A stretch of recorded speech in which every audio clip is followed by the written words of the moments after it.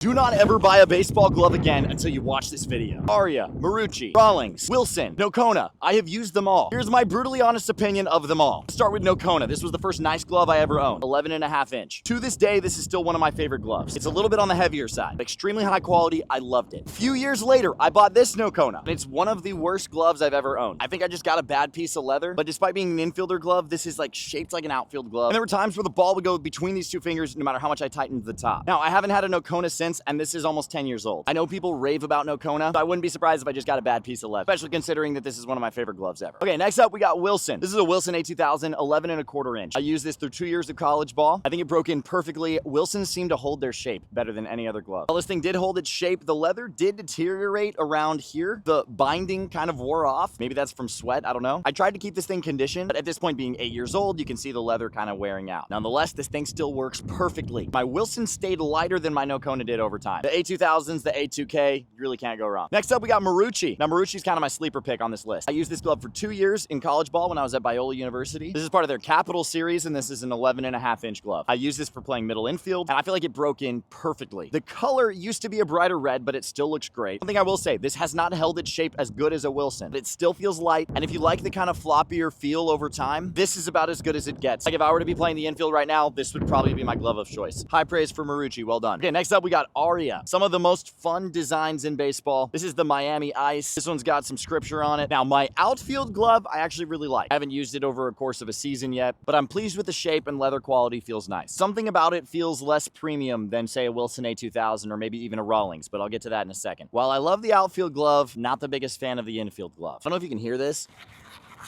My other infield gloves didn't do this, but this one feels squeaky. I don't like the squeak. Maybe I just got a weird piece of leather. This one I would not necessarily use in a game. This outfield glove, yeah, I'd probably use it. I feel like their designs are probably my favorite, but I do think time will tell if the quality is actually worth getting. Let me know in the comments if you've had a different experience. Okay, finally, one of the most popular gloves, if not the most popular, we got Rawlings. Now, this is a Pro Preferred that was given to me by my teammate Rylan. Shout out Rylan. This was my first ever outfield glove when I started transitioning to the outfield, and despite clearly being old, this thing is still perfect. Not too heavy, held its shape well. Something about this just feels premium. You really can't go wrong with the Rawlings outfield glove. Now for the infield. This is the Rawlings Heart of the Hide. Now, compared to the Wilson, I feel like this is a little heavy. Again, it's like a fraction of a difference. While it feels slightly heavier than the Wilson, it also kind of feels better. At this point, it's really just personal preference. But the Heart of the Hide, the Pro Preferred, they just break in so nicely. Especially if you break them in yourself, they're just really hard to beat. So I would say the longest lasting glove I have, probably the Rawlings. The glove that holds its form the best over time, probably the Wilson. The most balanced glove overall, probably the Marucci, although I've only had one of these gloves. Finally, probably the coolest designs, gotta go with Aria. So when someone asks how you know so much about baseball gloves, you tell them Rack Time.